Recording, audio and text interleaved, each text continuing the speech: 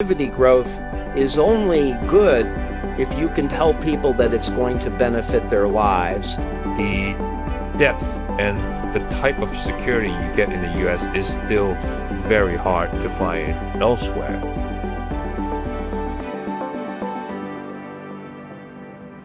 Something that's top of mind for the audience here is on the Middle East, on the Iran situation, right? And so tell us about how do you foresee the Iran and the Middle East situation over the next couple months, and then maybe we can transition to talk about inflation and Fed. We face short-term risks that will affect the Fed and inflation this 2026, which are that we know that while energy prices have come down some, that it still may be a bit difficult in 2026 with inventories low, with shut-in risk. But the thing that I think we have to worry about, and I think what we do at PIMCO is we come to the projection, but we're also aware of what downside risks are. And one of the downside risks is that Iran continues to control the straits very inexpensively, just with speedboats, drones, and mines. And so even if we have this peace or this ceasefire for a while, if Iran is able to express its will and use its leverage, that adds a bit of risk to global economies, and it also increases the risk that there could be future military conflict.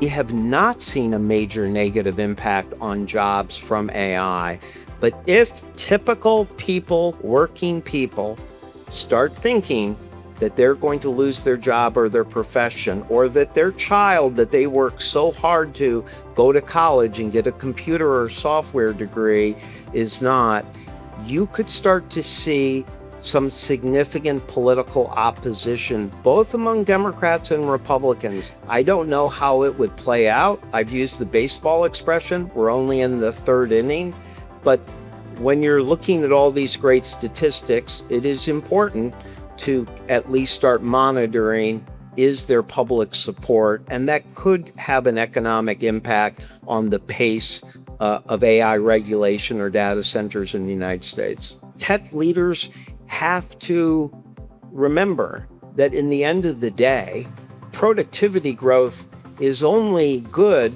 if you can tell people that it's going to benefit their lives.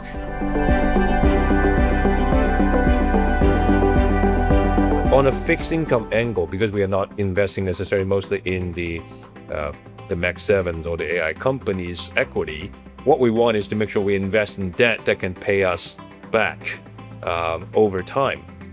And these data center increasingly uses debt as a tool to borrow. So when we look at these versus the debt coming through from the hyperscaler, remember the hyperscaler were very cash rich and they were not really having much of any debt. But now that everyone is going into an arms race, they are borrowing themselves. In fact, you see SpaceX borrowing, you see Nvidia borrowing, and then you see a bunch of Oracle, Meta, and all of those, Amazon, all borrowing in the bond market in pretty big size.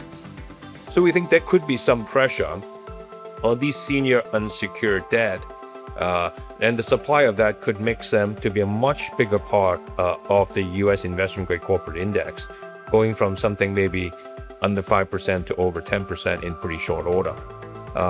Now, what we like, and we think we have the scale at PIMCO to do, is to negotiate data center, more of a project debt with selective hyperscaler that provide us the protection that we need from the parent, whether that be in the form of a guaranteed kind of take up of the capacity, so effectively guaranteeing the revenue of these data center project, and have other protection around the structure.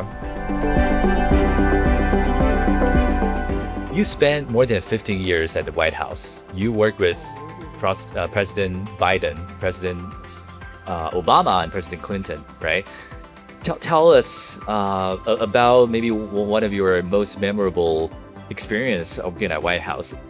And what I've admired most are those moments where the president was willing to put short-term politics aside and realize that we were in a difficult crisis and that making the right decision might be harmful in the short term politically, but would ultimately best for the economy and best for ultimately then the politics. So just, I won't go into the details, but when President Clinton had to deal with the Mexico peso crisis, when in 1993 and 1997, we did put forward difficult deficit reduction paths.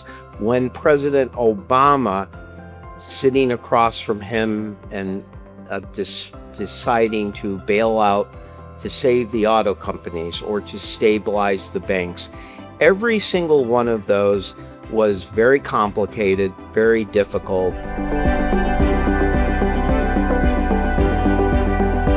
While he may want to do significant reforms, while he may believe the Federal Reserve should shrink their balance sheet, should be less aggressive in reducing their balance sheet on longer term bonds, while he may believe that he would like to be more dovish in lowering rates because he believes AI productivity, his hands are tied for two reasons.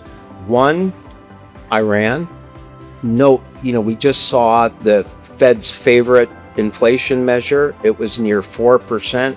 It's actually higher if you look at the last 6 months. So there is not going to be the opportunity in this year in 2026 to lower rates. But the other thing that I want to make clear is that while the Fed chair is often called the second most powerful economic position, more powerful just next to the president, still the Fed chair is one of 12 people who votes on whether to lower rates. They're one of 12 people who votes on whether or not to reduce the balance sheet, to do quantitative easing or reduce quantitative easing.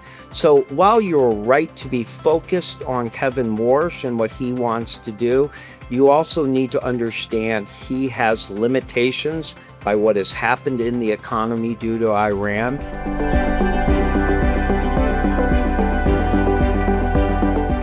There was a belief that he would be able to maybe draw some kind of rate cuts from these appointees.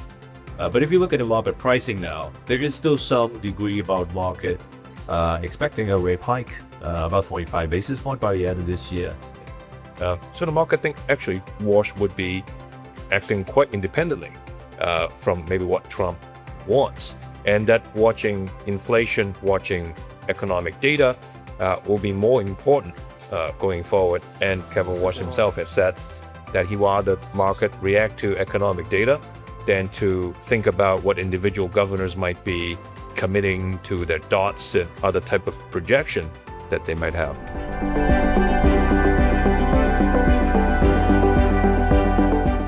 Challenge we face right now is that now we have, as Justin said, we have 6% deficits, but realistically, it looks like they may, and by 6%, what I mean is a percentage of the deficit as a part of annual GDP or growth.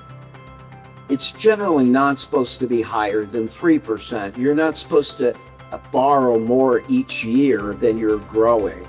So if we're growing at 2% a year in the United States, but we're borrowing another 7%, that's not very sustainable. But here's the good part and the bad part. The good part is that markets have not reacted negatively. People have still chosen to invest in the United States, to put their money in the United States. So what's bad about that? The bad part is that it makes American policymakers and politicians feel they don't have to make tough choices. So 30 years ago, if the deficit had been this high, it would have been the number one political issue. Now it is not. So the thing that will probably make us react to the deficit is in the United States, we have Social Security. That's the check people get every month for their retirement. That is going to become insolvent in 2032.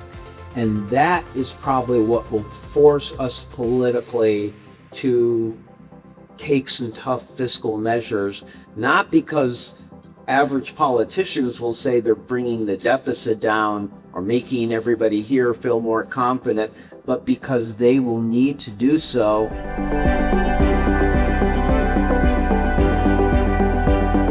Yeah, I think one of the popular questions that got raised to us is whether they have too much in US dollar assets, whether there will be a trend of de-dollarization. And last year when we saw the Liberation Day and then the weeks following that, the market got really, really nervous. And we already know that the whole world is investing in the US, and US is running a very negative net investment position. So could that reverse? In recent quarters, we have actually seen the opposite. There's still a lot of net investment going into the US. So while there is the fiscal deficit, there is some question about the volatility of the bond market. I think the bond market itself is getting inflow, and the depth and the type of security you get in the US is still very hard to find elsewhere. You don't get that much choice in other markets, be it euro or the yen or the renminbi or other markets. So one of the things that I might have alluded to is the emerging market as a basket could provide quite a good diversification to get a basket of things instead of just one single country that you want to diversify from the US.